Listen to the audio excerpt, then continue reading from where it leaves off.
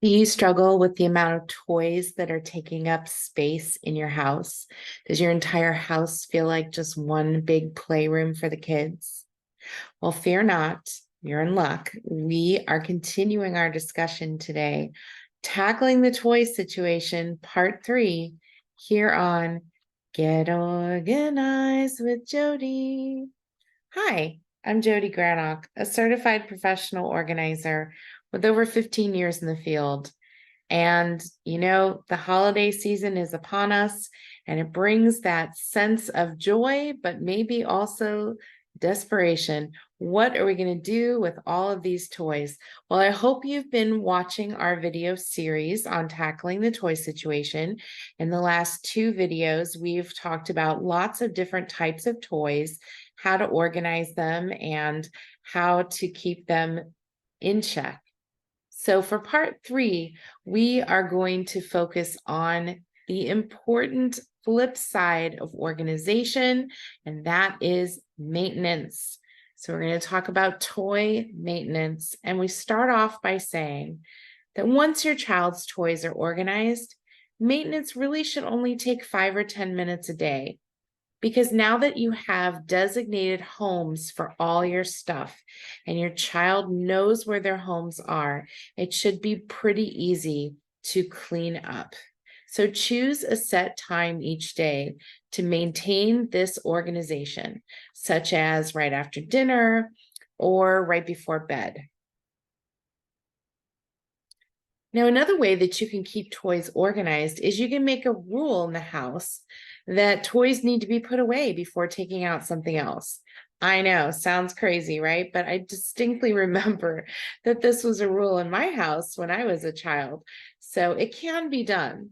This is especially important if the toys that your children are playing with are kept in different rooms in your home. So think about it as a way to teach some basic rules about cleaning up and keeping things tidy.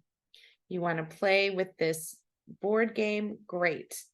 Now you want to play with some trucks? Okay, let's put the board game away.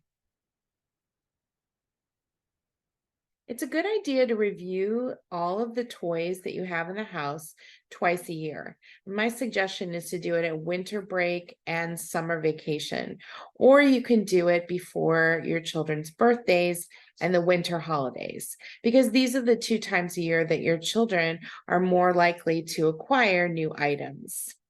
So you can use those 2 times a year to weed out the trash, get rid of all the toys that are broken, and you can donate the ones that are in good shape if your child has lost interest in them or outgrown them. That's going to clear the way for new presents and new toys. But it also helps because you then learn what your children still love and use. And that makes it easier to know what new toys you should buy that'll be used and appreciated. This is especially helpful if you have relatives or friends who tend to send your children the same gift each year. But now you can say something like, well, Aunt Sally, she really loved those paper dolls that you sent last year, but now she's kind of over paper dolls. She's really more into dinosaurs. Because the only thing that to me that's more frustrating than having too many toys in the house is having too many of the wrong toys. So this is why it's a good idea to go through toys twice a year, because not only are you weeding things out, but you're learning what are the specific toys that your children even want to play with.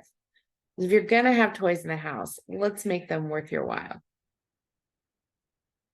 And remember, the flip side to making homes for your stuff, those designated spots, is that each home comes with its own boundary limit or size limit.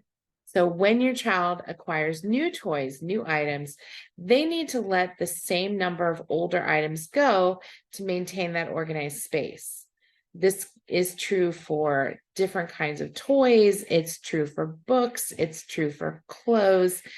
It's that one in, one out method of organization. It's not that you're going to get a new bookcase or an additional closet. It's that you're going to work with the boundary limit size of what you have. Now, parents, these rules work for you too. So be critical and review and purge what you have before you buy more stuff. One of my favorite comedians, Stephen Wright, sums it up pretty well. He says, "You can't have it all. Where would you put it?"